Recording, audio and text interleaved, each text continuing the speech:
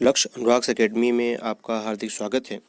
इस वीडियो में जीके के 20 प्रश्न शामिल किए गए हैं। तो आइए प्रारंभ करते हैं।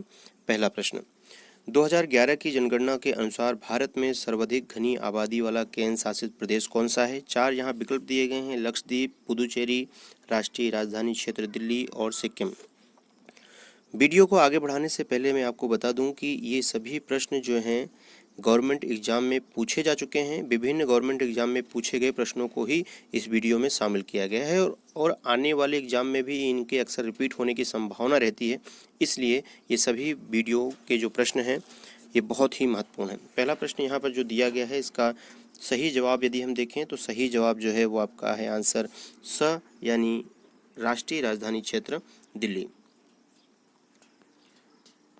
अगले प्रश्न की ओर हम बढ़ते हैं। कौन सा राज्य मध्य प्रदेश से अलग होकर बना? तो याद रखिए कि मध्य प्रदेश से अलग होकर जो हमारा बना था वो बना था छत्तीसगढ़ 1 नवंबर सन 2000 को। जबकि मध्य प्रदेश की यदि स्थापना की बात करें तो स्थापना हुई थी 1 नवंबर सन 1956 को।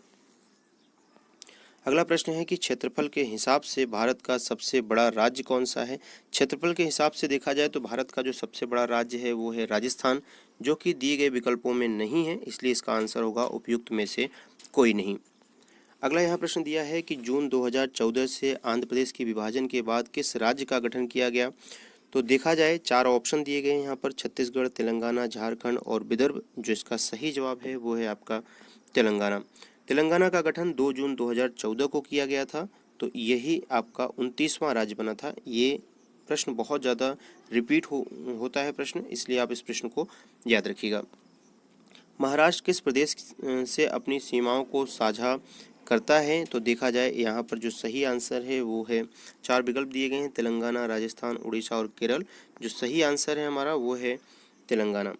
देखा जाए महाराष्ट्र की जो सीमा है वो मध्य प्रदेश से लगती है। छत्तीसगढ़, तेलंगाना, कर्नाटक और गोवा, इन सभी राज्यों से हमारी सीमा स्पर्श करती है महाराष्ट्र की, इसलिए जो सही आंसर है आपका तेलंगाना है। जबकि राजस्थान, केरल और उड़ीसा से महाराष्ट्र की सीमा स्पर्श नहीं होती है। निम्नलिखित में से कौन ताजे पानी की झील नहीं है? तो याद रखिएगा कि जो ताजे पानी की झील नहीं है उसका जो आंसर है वो है आपका आंसर बी, सांभर झील। सांभर झील कहाँ पर है? सांभर जो झील है ये राजस्थान में स्थित है तथा यह ताजे पानी की ना होकर ये मीठे पानी की झील है।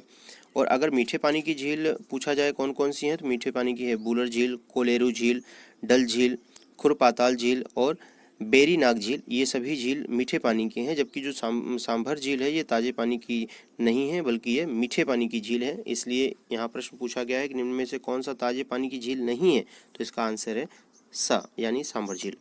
अगला प्रश्न है यहाँ पर, किस राज्य में पहली बार कोहिनूर मिला था? तो इसका जो सही जवाब है वो है आपका ए, यानी कि आंध्र प्रदेश। जबकि ज़्यादातर बच्चे इसका आंसर जो लगाते हैं वो मध्य प्रदेश लगा देते हैं, क्योंकि उनका मानना है कि सर हमारे मध्य प्रदेश को जो है कोहिनूर प्रदेश कहते हैं, जबकि ये आंसर आपका गलत हो जाएगा अगर इस तरह से आप सोचेंगे। याद रखिएगा कि इसका जो सही जवाब है वो है आपका आंध्र प्रदेश। जबकि मध्य प्रदेश को कोहिनूर प्रदेश जरूर कहते हैं, लेकिन सबसे पहला हमारा कोहिनूर जो मिला था वो आपका कहाँ मिला था? आंध्र प्रदेश में। अगला हम प्रश्न बात करते हैं, संघ शासित प्रदेशों को किनके द्वारा प्रशासित किया जाता है? तो इसका जो सही जवाब है वो है आपका उपराज्यपाल, यानी ऑप्शन नंबर बी सही है। अगला हम प्रश्न की ओर देखें तो अगला जो प्रश्न है वो है आपका, भारत में कौन सा राज्य सर्वाधिक कपास का उत्पादन करता है? तो सर्वाधिक जो कपास का उत्पादन होता है वो होता है गुजरात में, इसलिए आपका आंसर जो है वो सही है आपका ए नंबर का। दिसपुर किसकी राजधानी है? तो दिसपुर की जो राजधानी है वो है असम की, इसलिए आपका आंसर जो सही होगा वो होगा डी। भारत में सबसे बड़ा मरुस्थल किस राज्य में स्थित है? तो सबसे बड़ा मरुस्थल, 4 ऑप्शन यहाँ देखिए: उत्तर प्रदेश, बिहार, राजस्थान और मध्य प्रदेश। तो जो सबसे बड़ा मरुस्थल है वो है हमारा थार, जो कि स्थित है अपने राजस्थान में। किसके उत्पादन पर हरित क्रांति का प्रभाव सबसे अधिक पड़ा? तो याद रखिएगा हरित क्रांति का सबसे अधिक प्रभाव जो पड़ा था वो आपका पड़ा था गेहूं पर। कोहिमा निम्न में से किसकी राजधानी है? कोहिमा जो राजधानी है वो है नागालैंड की। तो इसका जो सही जवाब होगा वो होगा आपका आंसर डी।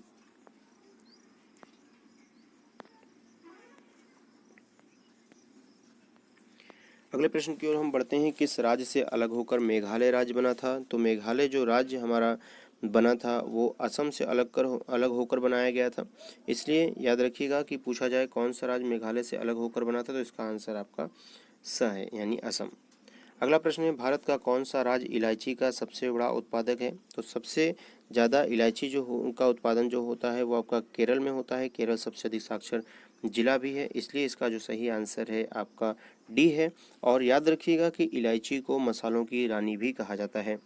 निम्न में से भारत का सबसे नया राज्य कौन सा है? सबसे नया जो राज्य बना वो दिए गए विकल्पों में से तेलंगाना है, और तेलंगाना हमारा 29वां राज्य बना था 2 जून 2014 को। हरियाणा और पंजाब राज्यों की राजधानी क्या है? तो हरियाणा और पंजाब जो राज्य हैं इनकी राजधानी जो है वो आपका चंडीगढ़ है, और इसलिए जो विकल्प है सही आपका बी वाला सही है। अगला प्रश्न है, भारत में निम्न में से कौन सा राज्य प्रातः में सर्वप्रथम सूर्य की किरणों को प्राप्त करता है? तो दिए गए विकल्पों में से जो सही जवाब है वो है आपका अरुणाचल प्रदेश, क्योंकि ये पूर्व में स्थित है, इसलिए यहाँ पर सबसे पहले सूर्य की किरणें मिलती हैं। अगला प्रश्न है, आबादी के हिसाब से भारत का सबसे बड़ा राज्य? तो आबादी के हिसाब से भारत का जो सबसे बड़ा राज्य है वो है आपका उत्तर प्रदेश, इसलिए आपका जो सही जवाब है आंसर ए। अगले प्रश्न की हम बढ़ते हैं, आबादी के हिसाब से भारत का सबसे बड़ा राज्य। याद रखिए यही प्रश्न फिर रिपीट हुआ है, इसलिए देखिए यहाँ पर ऑप्शन अलग दिए गए हैं, यहाँ पर आपके ऑप्शन अलग दिए गए हैं, इसलिए ऑप्शन को आगे पीछे कर दिया गया है। तो ये फिर एग्जाम में रिपीट हुआ था क्वेश्चन कि आबादी के हिसाब से भारत का सबसे बड़ा राज्य। तो ये आप याद रखिएगा कि आबादी के हिसाब से सबसे जो बड़ा राज्य है वो आपका उत्तर प्रदेश है। आपने अपना कीमती समय मुझे दिया, आपको बहुत बहुत धन्यवाद। Thank you so much.